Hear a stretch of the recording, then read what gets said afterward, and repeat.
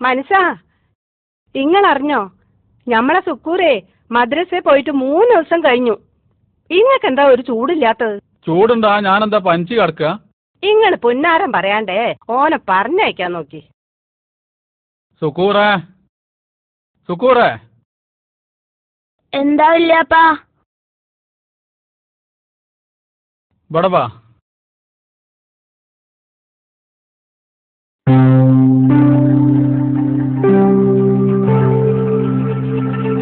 എന്താടാ മദ്രസ പോവാത്തത്? എനിക്ക് നെഞ്ഞത്തുന്നൊരു വേദന. മിനിഞ്ഞാന്ന് ഓന് തലവേദനയാണ്, ഇന്നലെ പള്ളവേദന, ദേ ഇന്നിപ്പം നെഞ്ഞത്തുനിന്ന് വേദന വന്നിക്കണ്. ഇന്നാ വേഗം മാറ്റി ഇറങ്ങ്, ഡോക്ടർ ഒന്ന് കാണിക്കാം. നാളെ ഇവിടെ വേദന ഉള്ളത് കൂടി പറഞ്ഞാലേ അതിനുള്ള മരുന്ന് കൂടി വാങ്ങാം. ചെല്ല്. ഓനെ മദ്രസേന്ന് പുറത്താക്കിയതാ, ബാപ്പാനെയും കൂട്ടി ചെല്ലാൻ പറഞ്ഞിട്ടുണ്ട്.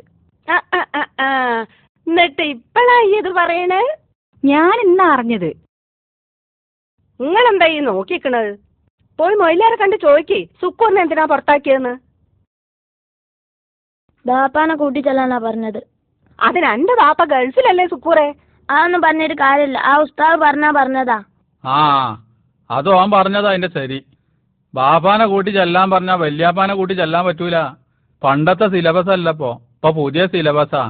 എന്നാലേ നമ്മളെ മോൻ ഗൾഫിൽ നിന്ന് വരുന്നവരെ സുക്കൂർ ടിവിയും കണ്ട് ഇവിടെ കുത്തിരുന്നോട്ടെ. എന്തേ? അന്റെ തീരുമാനം അങ്ങനെയാണെങ്കിലേ ഞാൻ എതിർക്കണില്ല.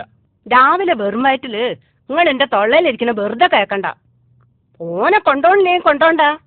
മക്കളും പേരക്കുട്ടികളും ഇങ്ങളെ മാതിരി ആവാനായിരിക്കും എന്റെ യോഗം. അന്തല്ലാത്തവരോട് പറഞ്ഞിട്ട് എന്താ കാര്യം?